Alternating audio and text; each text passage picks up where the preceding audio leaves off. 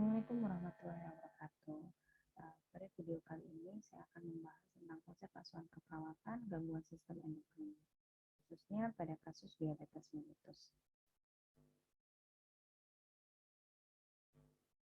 Diabetes mellitus ya atau orang awam biasanya menyebutnya penyakit kencing manis ya, di mana ini merupakan suatu kondisi atau adanya gangguan metabolisme kronis di mana tubuh tidak dapat memetabolisme karbohidrat, lemak, dan juga protein karena kekurangan atau akibat dari penggunaan insulin yang tidak efektif ya, baik itu karena insulin yang defisit atau kondisi insulin yang rusak ya.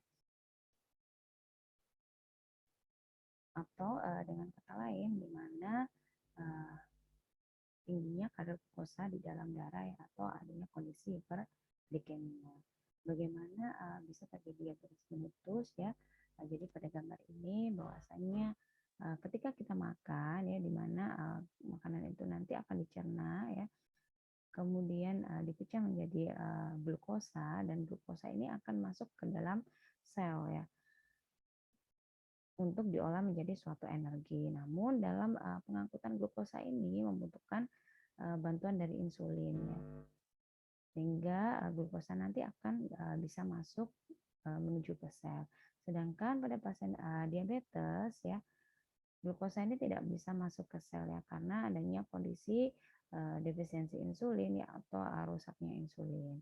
Akibatnya kadar glukosa darah ya dalam darah ini menjadi tinggi ya, atau kondisi hiperglikemia itu tadi.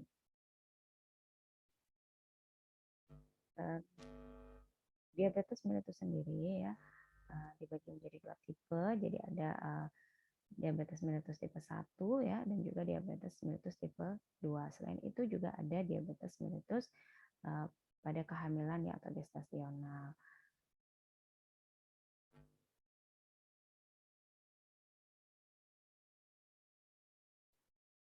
Pada diabetes tipe 1 ya, di mana di sini disebabkan oleh penyakit autoimun ya, yang mungkin dipicu oleh faktor genetik, kemudian juga lingkungan ya, seperti virus, toksin ya, atau kondisi stres ya, sehingga akan menghancurkan sel beta pankreas itu tadi, di mana rusaknya pankreas di sini ya, rusaknya sel beta pankreas di sini ya, dia akan menurunkan insulin ya di dalam pembuluh darah ya, sehingga akan meningkatkan glukosa ya, sehingga pengambilan dari glukosa itu tidak bisa masuk ya ke sel. Sedangkan pada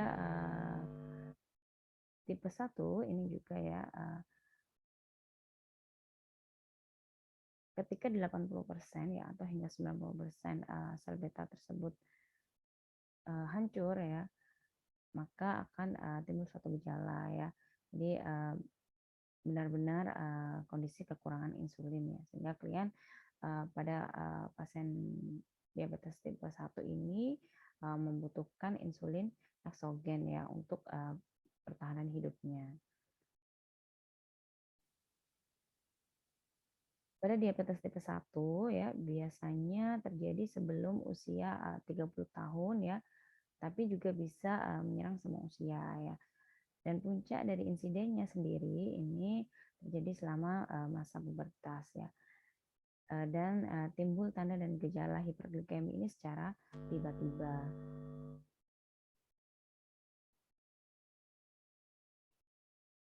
Selanjutnya pada diabetes tipe 2 ya, ini melibatkan dari penurunan kemampuan ya untuk menggunakan insulin yang diproduksi oleh pankreas ya. Jadi insulin yang diproduksi di sini dia tidak berfungsi dengan baik ya. Jadi terjadi penurunan sekresi insulin ya, sebagai respon terhadap kadar glukosa. Selain itu juga adanya resistensi insulin, sehingga menghalangi sel untuk menyerap glukosa, dan juga kelebihan dari produk glukosa ya, karena respon sekresi insulin yang rusak itu tadi.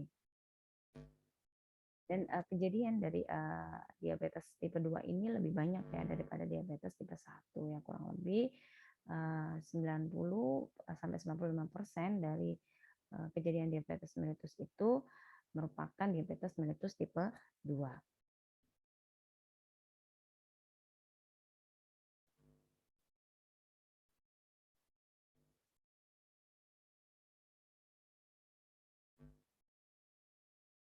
Jadi ada beberapa faktor ya yang bisa mempengaruhi dari diabetes mellitus ya.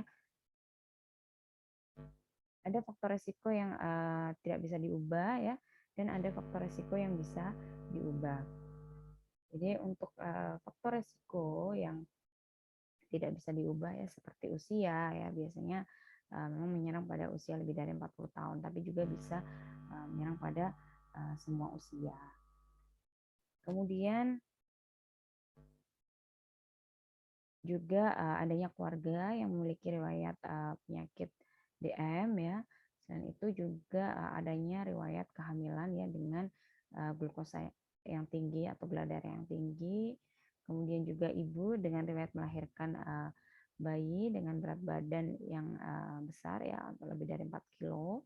Dan juga bayi yang memiliki berat badan lahir yang kurang ya, kurang dari 2,5 kilo ya. Ini merupakan suatu faktor resiko yang tidak bisa diubah. Sedangkan faktor resiko yang bisa diubah yaitu kondisi obesitas ya, gemukkan, yaitu ketika berat badan itu lebih ya, dengan dikatakan lebih itu ketika IMT-nya lebih dari 23 kilo per meter kubik ya, dan lingkar perutnya untuk pria lebih dari 90 cm dan perempuan lebih dari 80 cm. Selain itu juga kebiasaan kurang aktivitas ya, dan juga kondisi dislipidemia di mana kolesterol HDL kurang dari 35 mg per dl ya, dan trigliseridnya lebih dari 250 mg per dl. Selain itu juga memiliki riwayat penyakit jantung ya, dan juga tekanan darah yang tinggi ya, atau kondisi hipertensi, dan juga lifestyle dari dietnya yang tidak seimbang, yaitu kebiasaan konsumsi tinggi gula, garam, lemak, dan juga rendah serat.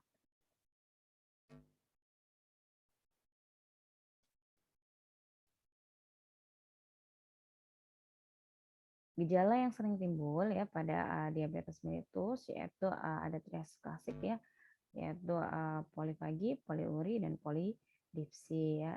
Jadi sering merasa haus, kemudian sering buang air kecil ya, dan juga mudah merasa lapar. Selain itu juga pada pasien diabetes mellitus biasanya mudah merasa lelah, kemudian penyembuhan luka yang lambat ya, dan juga bisa mengalami penurunan berat badan ya.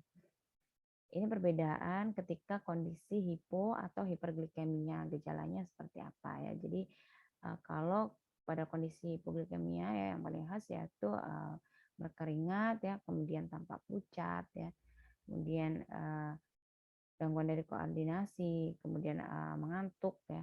Karena pada hiperglikemia biasanya mulut terasa kering, kemudian juga terasa lemas ya atau pusing ya, dan juga penglihatan yang mulai kabur ya, dan juga peningkatan dari frekuensi urinari. Nah, ini gambaran dari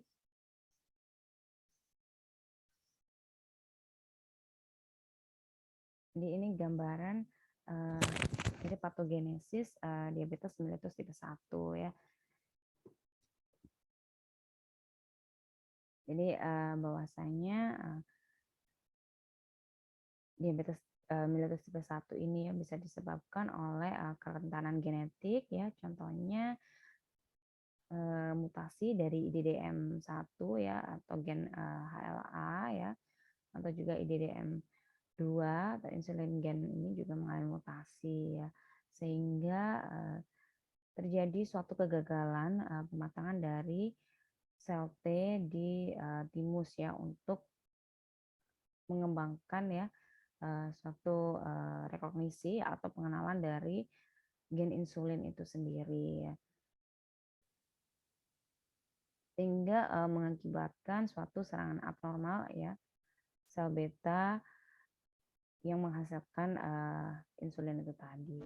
Selain itu ya pada kondisi kerentanan genetik tadi ya akibat dari mutasi genetik tadi ya di mana mutasi pada gen HLA atau MHC ini ya dapat memfasilitasi ya atau mencegah pengikatan dari reseptor sel T ke sel beta ya. Selain itu ya penyebab lain ya yaitu pemicu dari lingkungan ya adanya misalnya diet ya di mana seperti apa susu sapi ya atau juga nitrosamin, kemudian juga kondisi lingkungan yang memicu yaitu adanya virus ya baik itu rubella, Coxsackie, kemudian mumps ya dan juga obat-obatan ya atau juga kondisi stres ya. Kemudian pemicu tadi, pemicu dari lingkungan tadi ya, sebagai pemicu dari lingkungan tadi, ini akan menyebabkan suatu antigen asing ini secara struktural meniru antigen sel beta ya, atau mimikri molekuler ya. Kemudian sistem kekebalan ini akan menyerang ya baik antigen asing dan juga antigen diri ya atau self antigen itu sendiri. Selain itu ya juga penghancuran langsung ya atau perusakan dari sel beta ini cukup untuk mengekspos dari antigennya ke sistem kekebalan tubuh ya. Kemudian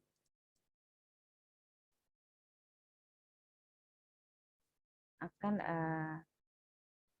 mengakibatkan suatu kerusakan ya. Jadi dari kerentanan genetik tadi ya, kemudian juga apa namanya pemicu dari lingkungan ya, kemudian yang mengakibatkan di mana kegagalan dari maturasi T sel, kemudian juga adanya mutasi gen HLA dan juga adanya kerusakan ya secara langsung dari beta sel ya.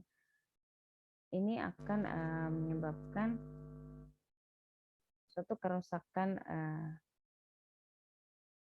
dari sistem imun toleransi ya, toleransi sistem imun pada beta sel pankreas itu sendiri. Sehingga karena adanya kerusakan toleransi diri ini tadi ya, maka terjadi suatu serangan kekebalan otomatis ya pada sel beta itu tadi. Dan melibatkan sistem imun bawaan ya dan didapat infiltrat atau apa namanya islet infiltrat ya pankreas yang monositik ya dan juga serangan sel T langsung dari sel beta yang dikenal sebagai insulitis itu tadi. Kemudian karena kondisi serangan tadi ya, serangan kekebalan otomatis pada sel beta ini tadi, maka akan terjadi hilangnya massa pada sel beta itu tadi menjadi kurang ya dan setengah massa aslinya itu tadi. Kemudian karena massa yang berkurang itu tadi sehingga akan mengakibatkan overtime ya yang hanya kurang dari 10% ya dari beta sel aslinya ya, untuk fungsionalnya tadi. Jadi fungsi fungsionalnya hanya kurang dari 10% karena adanya autoimmune attack itu tadi yang mengakibatkan hilangnya massa pada sel beta ya. Selain itu kondisi autoimmune attack tadi ya, serangan kekebalan otomatis pada sel beta ini tadi ya, di mana antibodi otomatis ya atau autoantibodi ini tadi ya yang diproduksi ini akan melawan sel beta sehingga anti insulin dan anti GAD65 ya ini terdeteksi di dalam serum. Dan itu kemudian karena hilangnya massa pada sel beta ya yang lebih dari setengahnya ya, ini terjadi kondisi prediabetes itu tadi. Kemudian pada kondisi prediabetes di sini ya masih asimptomatik ya biasanya, kemudian tingginya glukosa postprandial dan juga respon insulin tumpul ya terhadap glukosa IV ya. Kemudian karena sudah overtime ya sehingga fungsional dari sel beta itu hanya tinggal kurang dari 10% yang menyebabkan kondisi diabetes mellitus tipe 1 ini tadi ya.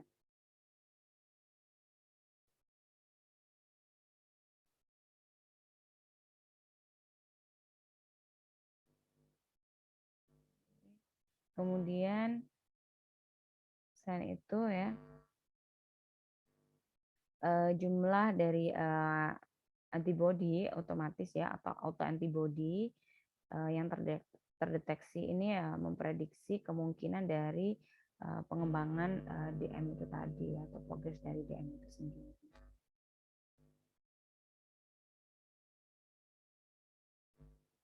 Sedangkan ini untuk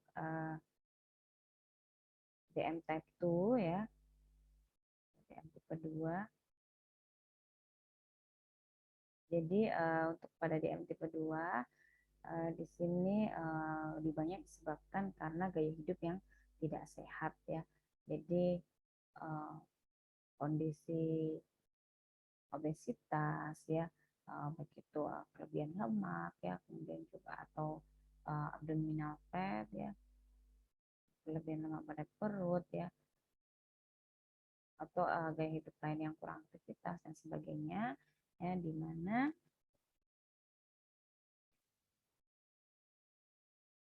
ini ya kondisi gaya hidup yang tidak sehat itu ya,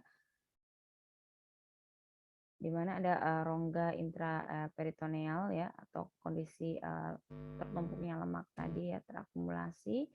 Ini yang merupakan organ endokrin yang mensekresi itu tadi. Kemudian akan meriliskan ya suatu mediator inflamasi ya atau kemudian juga adipokine ya dan juga FFA ya. Nah, di mana ketiga yang rilis ini tadi ya secara kompleks ya dan tindakan yang tidak jelas ini pada jaringan tubuh ya. Jadi dia akan merespon pada jaringan tubuh ya melakukan suatu tindakan yang tidak jelas atau secara kompleks. Kemudian akan mengakibatkan kondisi resistensi insulin ya, di mana menjadi di liver ya, kemudian di muscle-nya atau di jaringan adiposit ya, ini menjadi kurang responsif ya terhadap insulin dan dengan demikian ya kurang mampu menggunakan glukosa sebagai sumber bahan bakarnya. Selain itu juga kondisi resistensi insulin ini juga diakibatkan tadi ya karena kerentanan dari genetik ya. Jadi faktor poligenetik ya atau monogenetik, contohnya ya diabetes maturitas onset muda ya atau MODY ini ya. Ini dapat mempengaruhi terjadinya resistensi insulin ya. Itu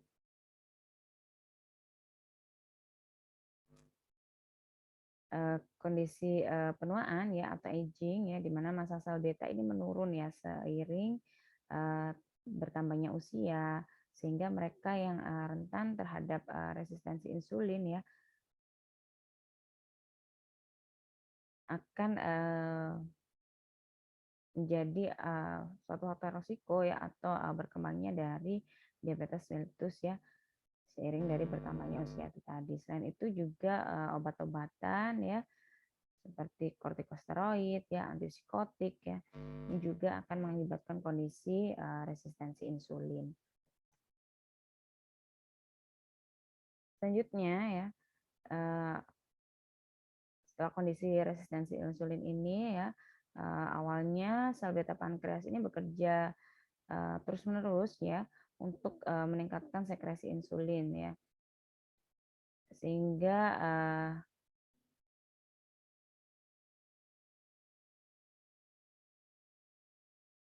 glukosa di dalam darah ini ya tetap normal ya, itu pada normalnya karena dia tadi sel beta pankreas ini bekerja terus-menerus ya untuk mensekresi insulin tadi, sehingga pengambilan glukosa untuk ditransfer ke sel ini jadi secara normalnya, maka akan tetap menjaga dalam kondisi gula itu normal. Kemudian selama bertahun-tahun ya, karena kondisi resistensi insulin itu memburuk ya, atau dia yang harus bekerja terus-menerus ya selama bertahun-tahun ya. Jadi sel beta tadi itu mengalami kelelahan ya.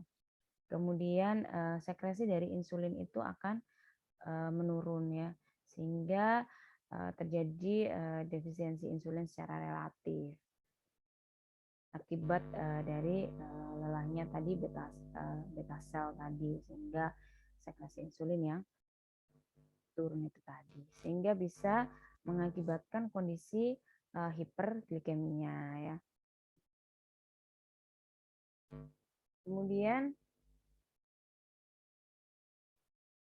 selain itu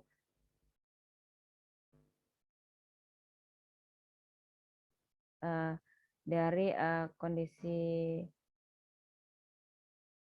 defisiensi insulin yang relatif tadi ya, kemudian kan mengakibatkan hiperglikemia ya, selanjutnya mengakibatkan glukotoksisitas ya. Jadi hiperglikemia ini secara langsung akan dia bersifat toksik ya terhadap sel beta ya, sehingga terus-menerus semakin membuat sel beta itu semakin lelah ya, atau kemudian semakin defisit.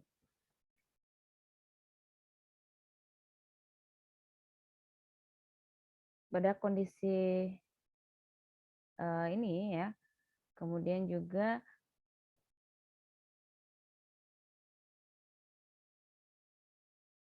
tadi karena selama bertahun-tahun tadi memperburuk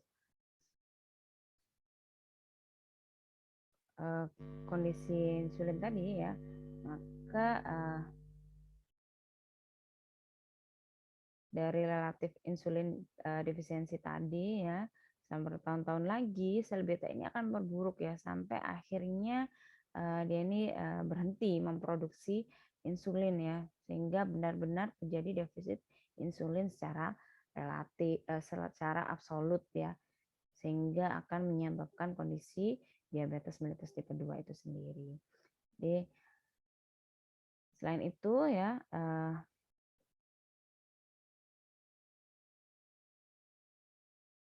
ada dasar genetik yang besar ya untuk DM tipe 2 ya. Jadi tingkat kesesuaian yang tinggi antara anggota keluarga dan jika kerabat tingkat pertama ini terpengaruh, maka juga jadi resiko untuk anggota keluarga lainnya 5 sampai 10 kali ya. Ini berdasarkan penelitian dari Yanju. Kemudian selain itu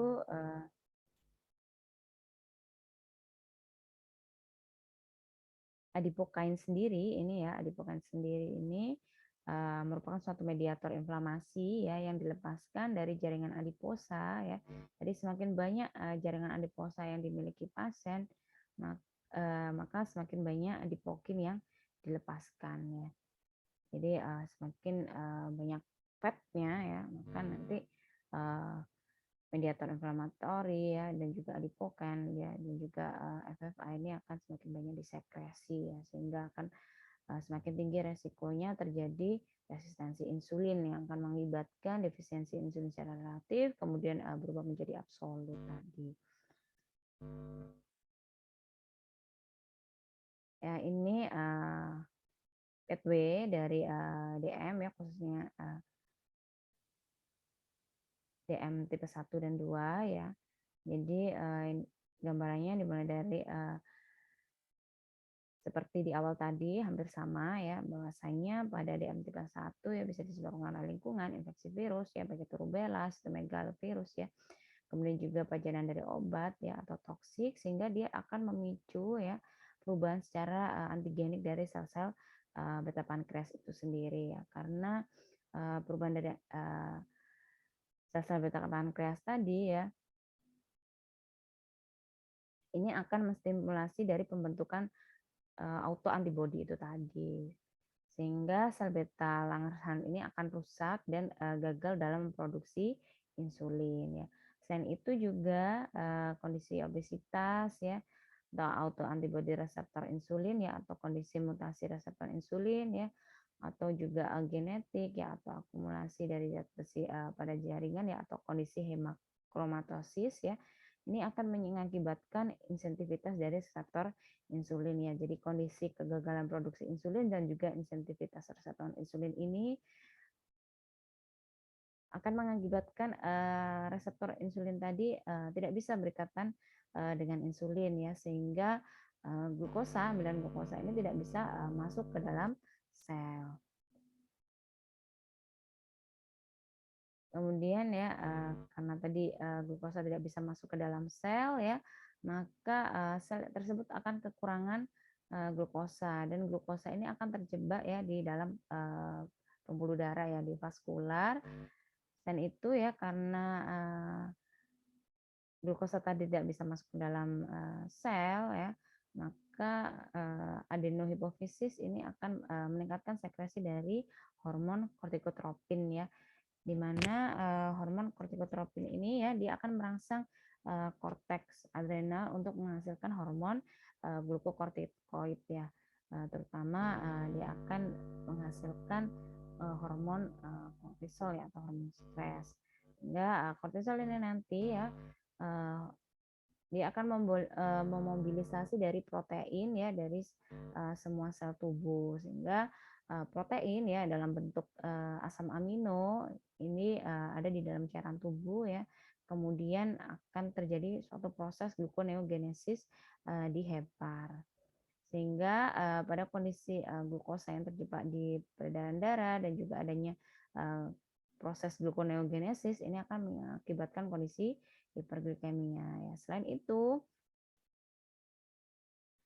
pada malfungsi hipofisis interior ya ini akan mengakibatkan produksi dari ACTH itu meningkat ya sehingga bisa mengakibatkan kondisi adanya tumor adrenal ya ya karena terdapat tumor ya pada penyekresi growth hormone di hipofisis anterior ya maka ini kan ada kelebihan dari growth hormone sehingga meningkatkan pemecahan dari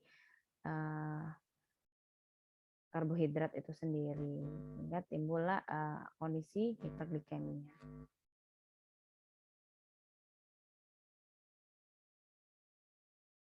Kemudian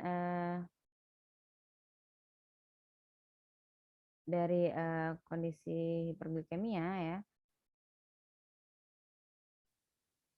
di sini akan menyebabkan keletihan ya, di mana nanti keletihan ini pasien bisa mengalami intoleransi aktivitas ya. Selain itu adanya kurangnya sel glukosa tadi karena tidak bisa masuk ke sel ya, maka sel tadi akan mengalami kelaparan ya. Jadi sel-sel tubuh tadi akan mengalami kelaparan ya, sehingga di sini pasien akan mudah merasa lapar ya.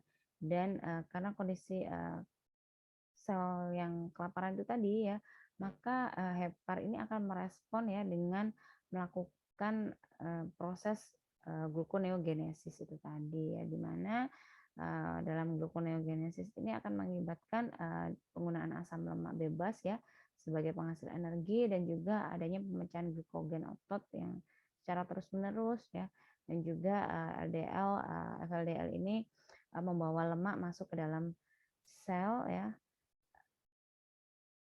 dan gangguan metabolisme protein serta kondisi hiperglikosilasi dari protein ya. Yang pertama ya, pada penggunaan asam lemak bebas ya sebagai penghasil energi, di mana di sini produk keton itu tadi akan mengalami peningkatan ya, sehingga akan menurunkan pH plasma. Karena kondisi pH plasma yang turun ya, maka akan mengakibatkan kondisi ketidakseimbangan dari asam basa itu tadi. Maka terjadi kondisi asidosis metabolik ya. Biasanya pasien ini nafasnya berbau aseton.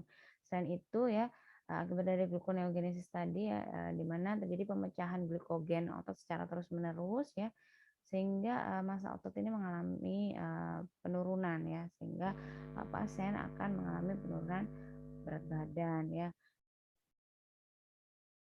sehingga selain itu juga akan mengakibatkan kondisi defisit nutrisi ya. Dan itu pada gluconeogenesis juga ini akan mengakibatkan LDL dan FLDL ini membawa lemak masuk ke sel endotel arteri ya, sehingga terjadi oksidasi dari kolesterol dan juga trigliserid itu tadi, yang kemudian akan membentuk radikal bebas dan merusak sel endotel. Selain itu karena adanya gangguan metabolisme protein ya, sehingga pertumbuhan jaringan ini mengalami perlambatan ya atau terhambat, sehingga biasanya pasien akan mengalami keterlambatan penyembuhan luka ya. Jadi luka itu sulit sembuh ya. Maka diagnosis yang muncul di sini ya bisa kerusakan integritas kulit atau jaringan, dan juga resiko infeksi. Selain itu kondisi gluconeogenesis tadi ya, proses gluconeogenesis tadi juga akan mengakibatkan hiperglikosilasi dari protein ya. Jadi kondisi hiperglikosilasi ini dia akan mengakibatkan demyelinisasi saraf perifer ya, sehingga akan memperlambat dari hantaran saraf ya, dan juga terjadi penurunan dari sensitivitas dan hilangnya sensasi, baik itu sensasi suhu dan juga nyeri ya. Biasanya pasien mengalami kondisi neurodiabetik ya, atau juga diagnosis yang muncul biasanya pasien yaitu risiko cedera ya, mengalami risiko cedera.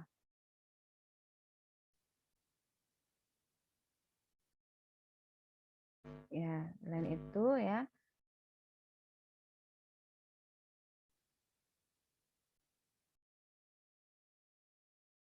jadi tadi karena rusaknya sel endotel ya, maka akan timbul suatu reaksi inflamasi ya, dan imunitas ya, dan juga adanya pembentukan dari jaringan parut ya. Dari reaksi dari inflamasi dan imun tadi ya, maka leukosit ini akan tertarik ke area cedera ya, dan menempel ya, kemudian bermigrasi ke arah interstisial ya. Kemudian setelah bermigrasi ya dia akan melepaskan sitokain proinflamatori ya dan merangsang proliferasi ya pada sel otot polos, dan sel otot polos ini tumbuh di tunika intima. Selain itu ya karena reaksi inflamasi tadi ya trombosit ini tertarik ke area cedera ya dan juga kemudian mengakibatkan aktivasi pembekuan dan juga fibrosis. Ya karena faktor pembekuan tadi teraktivasi ya, kemudian terbentuk suatu bekuan darah ya atau trombus ya, sehingga akan mengakibatkan pembentukan suatu plak aterosklerosis ya atau pertumbuhan dari sel otot polos, trombus ya, jaringan parut ya, dan juga penimbunan lemak. Sehingga karena adanya aterosklerosis ini juga akan menyempitkan ya dari lumen vaskular itu tadi, sehingga terjadi suatu resistensi perifer yang meningkat ya, dan akan meningkatkan dari tekanan darah itu sendiri.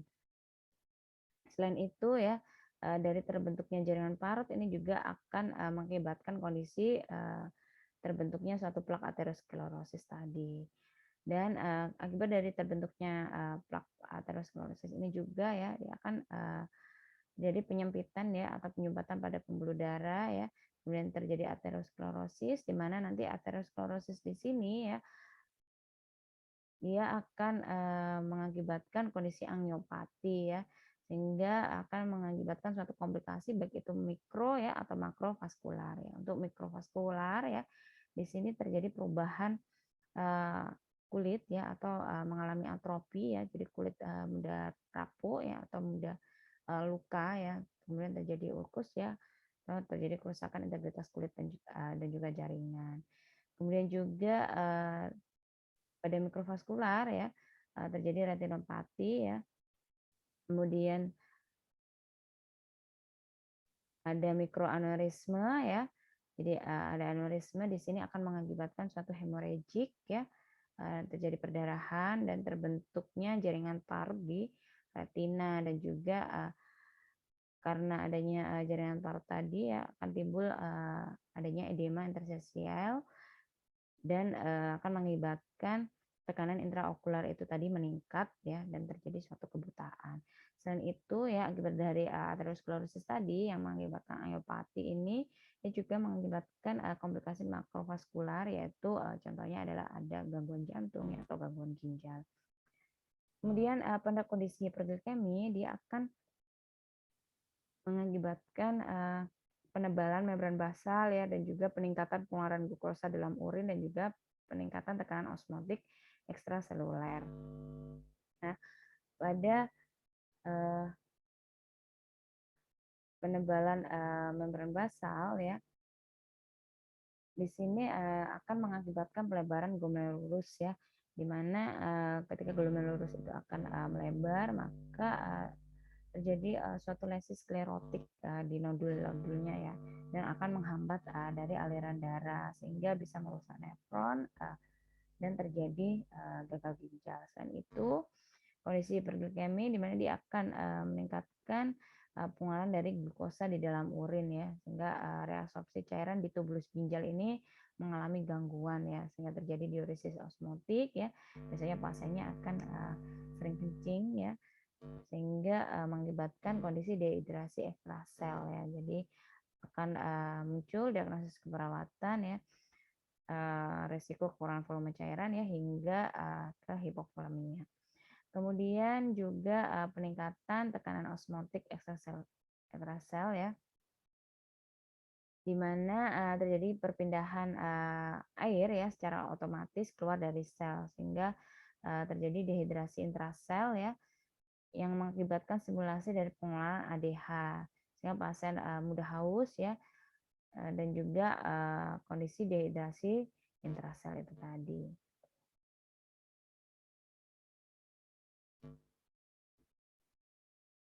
Dalam pemeriksaan diagnostik ya, jadi sebelum masuk ke diagnostik ya, secara garis besar ya dari yang saya jelaskan tadi.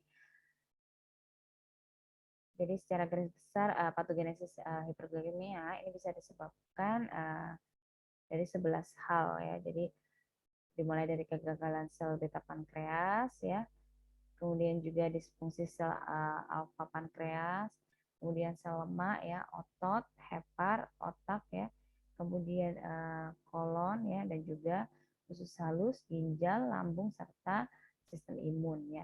Jadi yang paling utama yaitu kegagalan sel beta pankreas tadi ya, bahwasanya pada saat diagnosis DM tipe 2 ditegakkan, maka biasanya fungsi sel beta ini sudah sangat berkurang ya.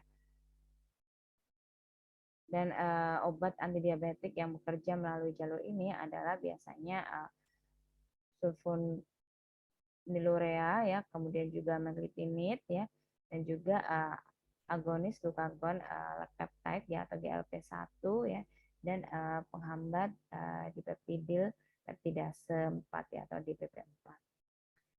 Sedangkan selain itu tadi ya, yang kedua yaitu tadi disfungsi sel alfa pankreas ya. Jadi sel alfa pankreas ini merupakan suatu organ keenam ya, yang berperan dalam hiperglikemia dan sudah sejak lama ya. Dan sel alfa ini berfungsi pada sintesis glukagon yang dalam keadaan puasa ya, kadarnya di dalam plasma ini akan meningkat ya. Peningkatan ini ya bisa menyebabkan produksi glukosa hepar ya dalam keadaan basal ini meningkat secara bermakna ya dibandingkan individu yang normal.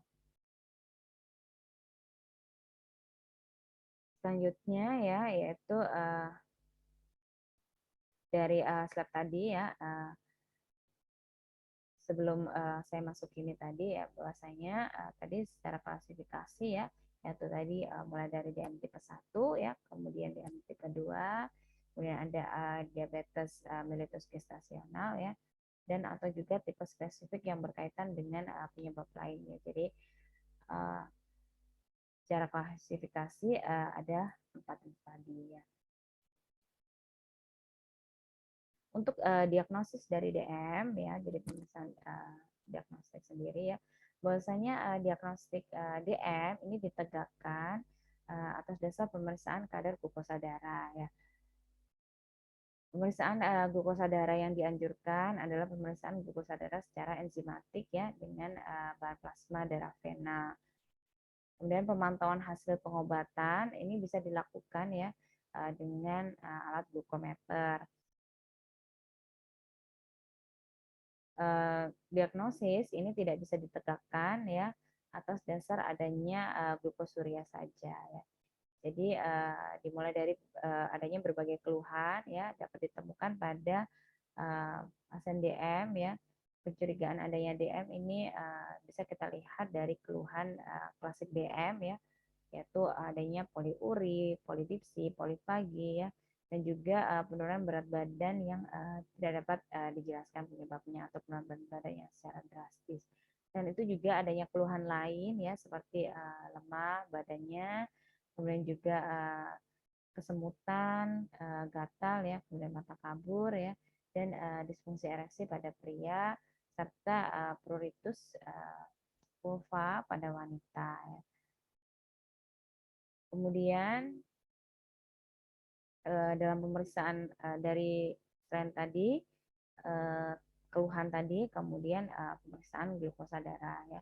Jadi pemeriksaan glukosa darah plasma puasa ya. Jadi ini kriteria diagnosis dari diabetes mellitus ya. Jadi pemeriksaan GDP ya, ini lebih dari 126 mg per dl ya. Jadi dikatakan puasa itu ya kondisi tidak ada asupan kalori yang minimal 8 jam, atau pemeriksaan glukosa plasma ya didapatkan hasil lebih dari 200 mg per dl ya. Kemudian 2 jam setelah tes toleransi glukosa oral ya, TTGO ini dengan beban glukosa 75 gram ya, atau juga pemeriksaan glukosa plasma sewaktu ya, atau GDS ini lebih dari 200 mg per dl ya, dengan ditambah adanya keluhan klasik ya, atau menggunakan pemeriksaan HbA1c ya, dikatakan lebih dari 6,5% ya, dengan metode yang terstandarisasi oleh National Glycohemoglobin Standardization Program (NGSP). Ya. Memang saat ini tidak semua laboratorium di Indonesia itu memenuhi standar NGSP, sehingga harus hati-hati ya dalam membuat suatu interpretasi terhadap hasil pemeriksaan HbA1c. Kemudian ini gambarannya ya, kadar tes lab darah untuk diagnosis diabetes dan prediabetes ya, kapan dia dikatakan diabetes, prediabetes dan normal ya. Ini ada pada tabel ya. Selanjutnya ya untuk penata laksanaan DM ya. Jadi penata laksanaan DM di sini ya, tujuan dari penata laksanaan DM ini secara umum ya, yaitu meningkatkan kualitas hidup dari pasien DM itu sendiri ya. Jadi tujuan dari penata laksanaan itu sendiri ya, ada tujuan jangka panjang, ada tujuan jangka pendek ya, dan juga ada tujuan akhir ya. Jadi untuk tujuan jangka pendek di sini yaitu menghilangkan keluhan dari diabetes mellitus itu sendiri, kemudian memperbaiki kualitas hidup dan mengurangi resiko dari komplikasi akut itu.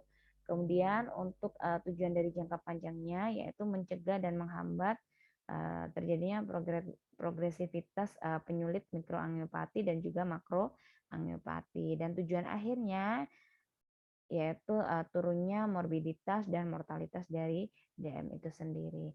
Jadi untuk mencapai ketiga tujuan ini ya, perlu dilakukan pengendalian glukosa darah ya, kemudian juga tekanan darah, berat badan ya, dan profil lipid ya melalui pengelolaan pasien secara komprehensif ya. Selain itu ya, di mana kita mengenal ya dalam langkah-langkah penata laksanaan DM secara khusus ya, yaitu dimulai dengan menerapkan pola hidup yang sehat ya. Jadi ada 5 pilar DM ya, 5 pilar dalam penata laksanaan diabetes mellitus itu sendiri. Ya, jadi mulai dari menerapkan pola hidup sehat ya, terapi nutrisi ya, dan juga aktivitas fisik ya, bersamaan dengan intervensi farmakologis ya, dengan obat-obatan antihiperglikemi oral ya. Ini dapat diberikan sebagai terapi tunggal ya atau kombinasi, dan juga pada keadaan emergensi ya dengan dekompensasi metabolik berat ya, misalnya kondisi ketoasidosis, stres berat ya, atau berat badan yang menurun dengan cepat ya, atau juga adanya ketonuri. Ini harus segera dirujuk ke pelayanan kesehatan sekunder atau tersier. Dan itu juga pengetahuan ya tentang pemantauan mandiri ya, tanda dari gejala hipoglikemi dan cara mengatasinya harus diberikan kepada pasien ya. Pengetahuan tentang pemantauan mandiri tersebut ya dapat dilakukan setelah mendapatkan pelatihan ya. Jadi pasien diberikan suatu edukasi.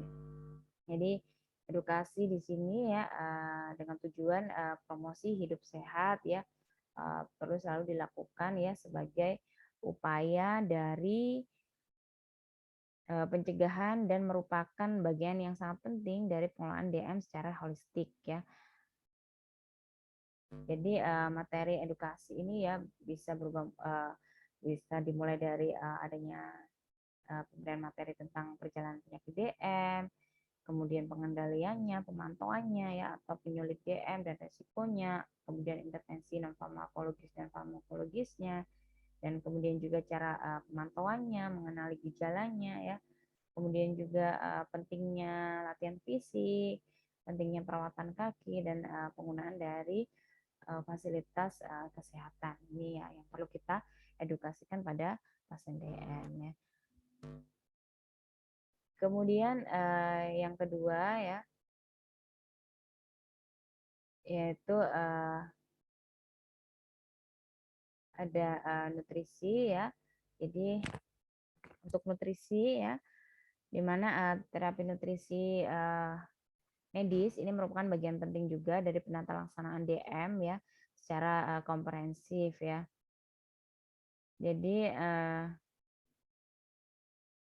diperhatikan komposisi dari makanan yang dianjurkan ya, Jadi kunci dari keberhasilan ya yaitu keterlibatan secara menyeluruh ya dari anggota tim ya dari dokter, ahli gizi, kemudian petugas kesehatan lainnya ya.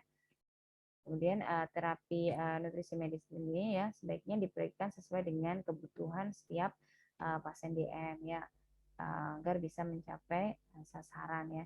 Jadi prinsip dalam pengaturan makanan pada pasien DM ini hampir sama dengan anjuran makanan untuk masyarakat umum, yaitu makanan yang seimbang ya dan sesuai dengan kebutuhan kalori dan zat gizi masing-masing individu. Jadi pada pasien DM ini perlu diberikan penekanan mengenai pentingnya dari keteraturan jadwal makan, kemudian jenis dan jumlah kandungan kalori ya, terutama pada mereka yang menggunakan obat yang meningkatkan sekresi insulin ya atau terapi insulin itu sendiri.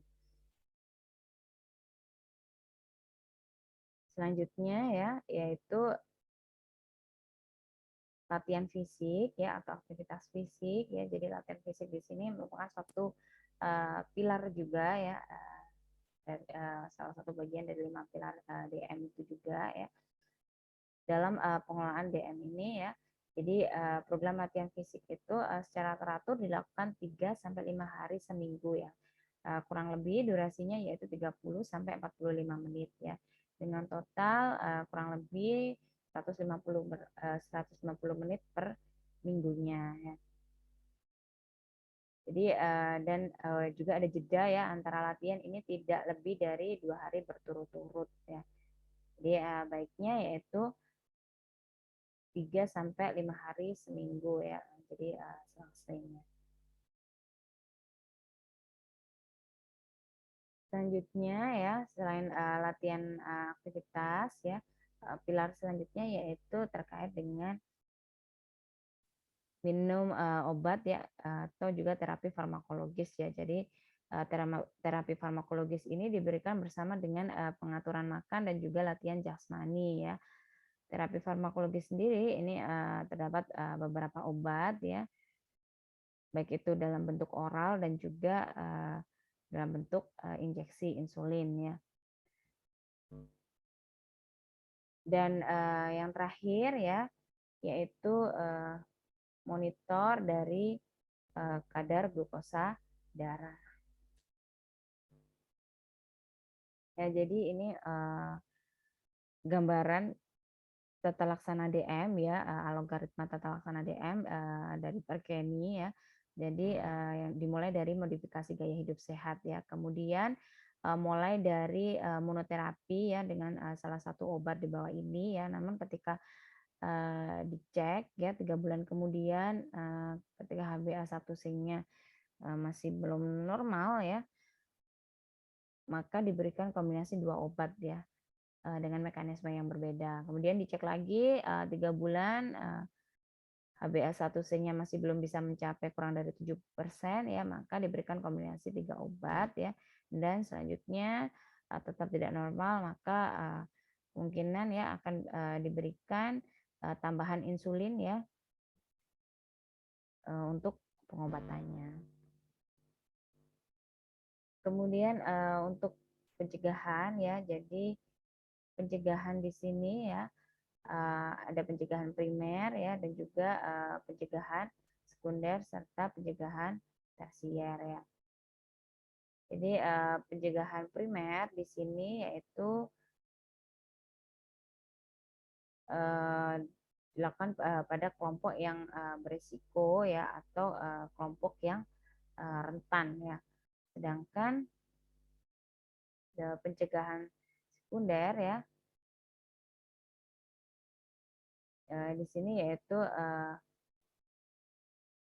untuk sebagai upaya mencegah atau menghambat timbulnya penyulit pada pasien yang telah terdiagnosis DM ya. Dan kalau yang tersier di sini itu ditujukan pada kelompok pasien diabetes yang telah mengalami penyulit dalam upaya mencegah terjadinya kecacatan ya dan juga meningkatkan kualitas hidup pasien. Kemudian pengkajian ya.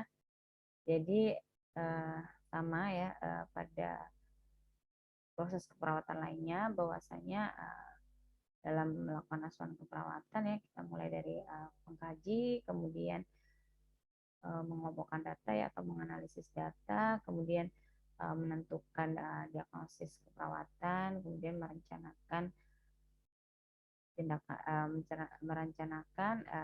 perawatan apa yang tepat untuk pasien ya, sesuai dengan diagnosis, kemudian mengevaluasinya ya.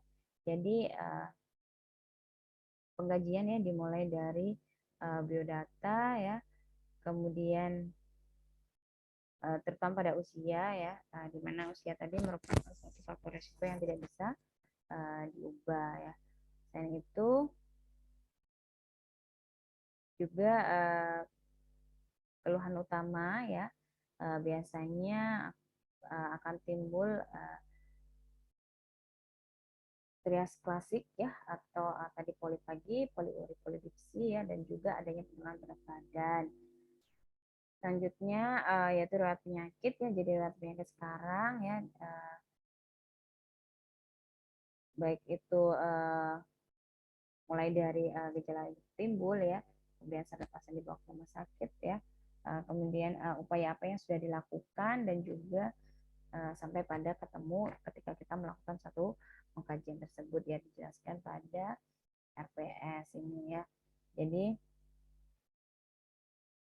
riwayat penyakit di sini ya juga kita tanyakan ya terkait dengan riwayat dari tumbuh kembang pasien, kemudian pengobatan yang pernah diperoleh sebelumnya secara lengkap ya, termasuk terapi gizi medis dan juga terapi edukasi mungkin ya, atau terapi lainnya yang sudah diperoleh pasien, kemudian juga pengobatan yang sudah dijalani ya, termasuk obat yang digunakan, perencanaan makan, dan juga program latihan jasmani. Dan itu juga riwayat komplikasi ya,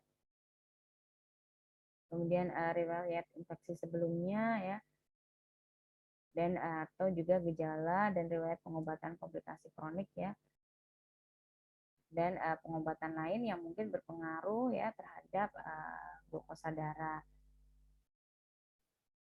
Dan itu juga riwayat penyakit ya, dan pengobatan di luar diabetes mellitus itu sendiri.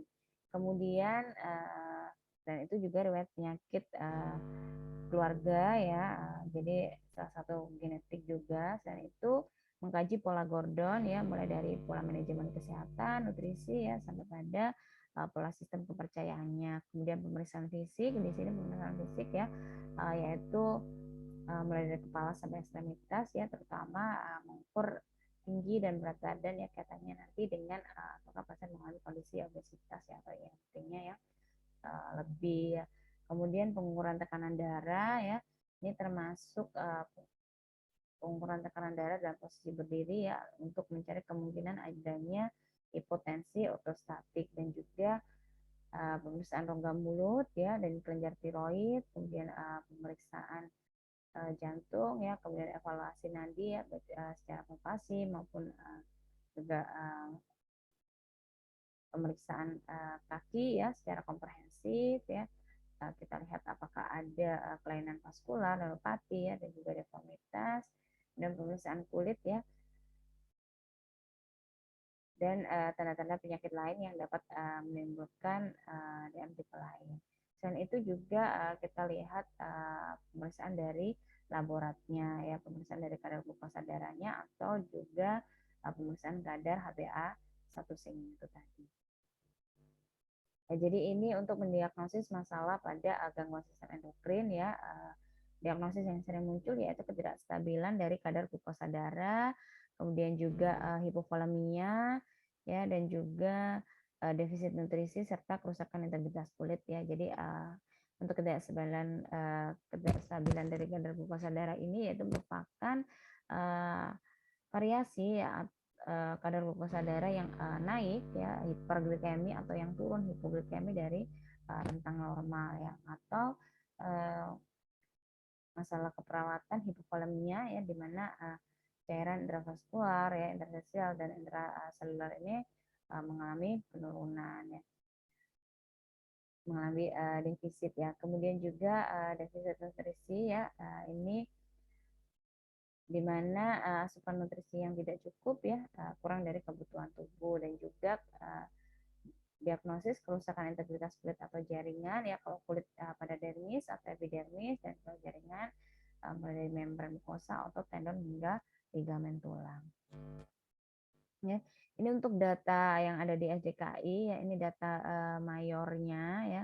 Jadi dia dikatakan ketidakstabilan kadar glukosa atau lainnya ya, ketika data mayor tersebut mencakup 80% dari data ya. Jadi ini untuk data mayor dari hipoglikemi ya, jadi mengantuk, pusing, adanya gangguan koordinasi, kemudian juga kadar glukosa darah yang turun. Kalau hiperglikemi ya, pasien biasanya merasa lelah ya atau lesu dan kadar glukosa yang tinggi.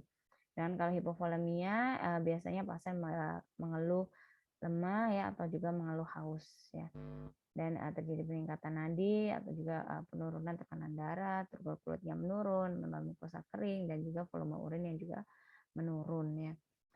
Dan itu untuk defisit nutrisi ya, biasanya yang paling penting yaitu mengalami penurunan berat badan minimal 10% di bawah rentang ideal ya. Jadi belum tentu kalau nafsu makannya menurun ya, tapi berat badannya tidak mengalami penurunan secara drastis ya, minimal 10% dari rentang ideal ya, belum bisa dikatakan defisit nutrisi. Kemudian kerusakan integritas ini yang pasti kalau sudah ada kerusakan di jaringan atau di lapisan kulit ya, bisa dikatakan diagnosisnya yaitu kerusakan integritas kulit dan juga jaringan. Kemudian untuk intervensinya ya, untuk ketidakstabilan kadar glukosa darah yaitu manajemen hiperglikemi atau hipoglikemi ya, tergantung dari kondisi pasiennya. Kemudian untuk hipovolemia juga sama ya, manajemen hipovolemia dan juga manajemen terjadinya shock hipovolemik. Sedangkan defisit nutrisi yaitu manajemen nutrisinya dan promosi dari penaikan berat badan. Kemudian yang terakhir yaitu kerusakan integritas kulit, yaitu melakukan perawatan integritas kulit atau jaringan ya. Jadi ini merupakan intervensi utama ya. Jadi kalau di dalam psiki kan ada intervensi utama dan juga ada intervensi pendukung. Baik, mungkin itu yang bisa saya sampaikan. Kurang lebihnya saya mohon maaf. Saya akhiri. Wassalamualaikum warahmatullahi wabarakatuh.